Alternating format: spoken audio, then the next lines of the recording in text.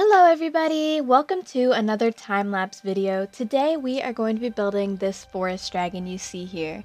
Now to begin on this, we need to go back 7 months ago to when I began this project.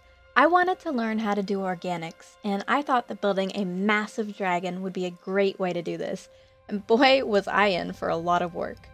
So I start off with my head shape here, getting a shape that I'm happy with and detailing out roughly where I want things, and then I began working out the proportions based on the head size. Now, had I known about the line and curve command, I could have saved myself a lot of time here, but I was still learning voxel and world edit, so I didn't know about these commands.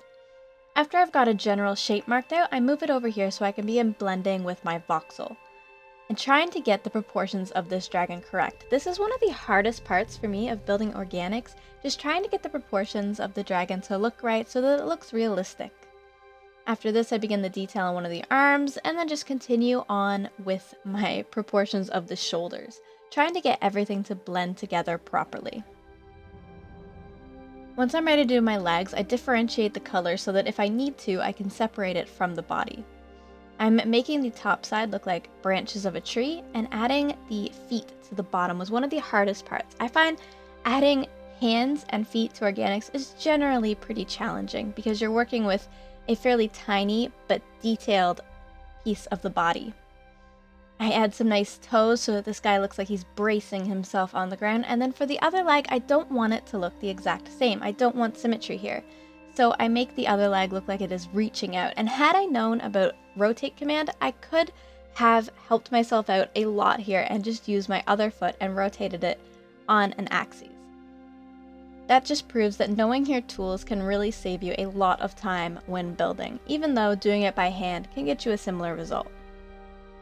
Once I have my two front legs, I start working out my shoulder proportions, chest, and neck, and just trying to get all of that area to flow together.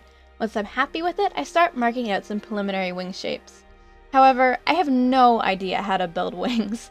It turns out to be quite the challenge. So I go back to the back legs of the dragon, and when I'm doing this, I have to experiment quite a lot with this dragon bone shape, and I'm using a reference image here to try and get the leg in the right position. Now with the other leg, I once again do not want to have it be symmetrical, but I could not for the life of me figure out how to get this back leg extended backwards and make it look proper with a knee in there, so I ended up flipping it over. And then I move on to my wings. I had no idea how hard building dragon wings are, but they're so important to the dragon. I just find having nice wings on a dragon really make or break the build. So what I end up doing is sort of like butterfly wings. They're not very dynamic, they don't have a lot of shape, and he really doesn't look like he could fly, does he? And when I fill these in, this is where I end up leaving this project. I get kind of frustrated with the fact that I don't know how to build dragons, and I don't know how to continue. So let's fast forward to the present day. This is where I left my dragon. Let's do some edits, shall we? So the first thing I do is get rid of those wings. They've gotta go. I also asked for some advice on this dragon, and that was very important because I myself don't know how to build dragons, but there are a lot of builders who do. So I asked them for advice on my proportions and my wings and everything in between, and they were very helpful. So from the top-down view here, you can kind of see what is wrong with this dragon. He's got quite the hourglass shape. I reduced the size of his backside and increased the muscle mass around his shoulders. And then I start working on his neck. So I realized that it kind of just looked like his head was stuck on there somehow, so I wanted to reshape it, but I wasn't exactly sure how I wanted to do this. So with some experimentation, I think I made it look a lot better than previously. Once I'm happy with my body proportions, I can start working on some better wings. So this time I go for a much more dynamic shape, bringing the bone backwards and then forwards and then curving it around to really make this guy look like he could fly. But now, 7 months have passed, but I still don't know how to build dragon wings. So I start kind of marking out where I want my skin to be, but I end up having to ask for advice, and I got some wonderful advice from a builder named Khalester. I'm sorry if I'm pronouncing his name wrong. I will link it in the description if you guys want to check out his dragons. He really told me a lot about dragon anatomy and helped me out getting this wing shape the way that it needs to be, getting these curves in to make filling in the wings a lot easier. So now it definitely looks like my dragon could fly, as opposed to those butterfly wings that it had before. Filling in the wings actually wasn't that hard after I had that shape in there. All I had to do was place some blocks by hand. Now, coming into this transition area where it starts attaching to the body was a little bit more of a challenge. I had to think about the muscles that would move those wings and allow the dragon to fly.